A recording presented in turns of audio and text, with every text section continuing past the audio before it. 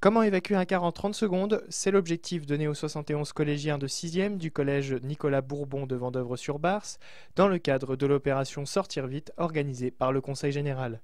Une opération appréciée par la principale du collège qui est très attachée à la sécurité. La sécurité routière est quand même quelque chose qui est important pour l'éducation nationale et on a des actions ponctuellement dans les établissements.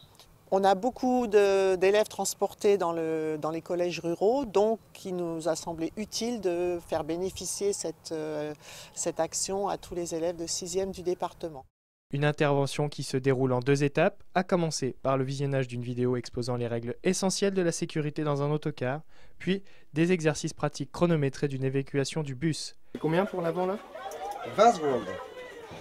20 secondes à l'avant et on a eu 11 secondes à l'arrière, ce qui est très bien. Une évacuation idéale prend 30 secondes pour un car entier, soit 57 passagers.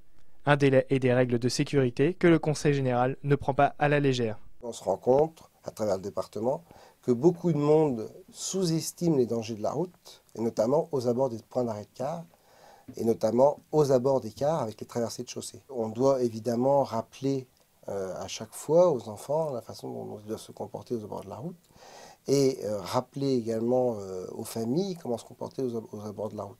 Donc c'est très intéressant de pouvoir leur montrer que le danger est bien réel et de bien leur expliquer qu'il faut qu'ils restent attentifs.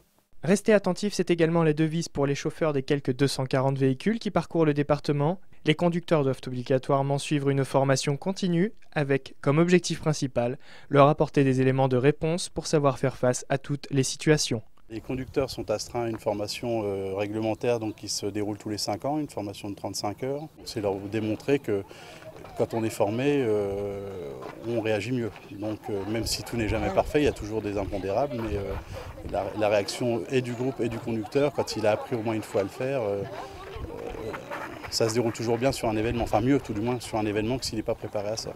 L'an dernier, l'opération a été montrée à plus de 1000 élèves dans le département.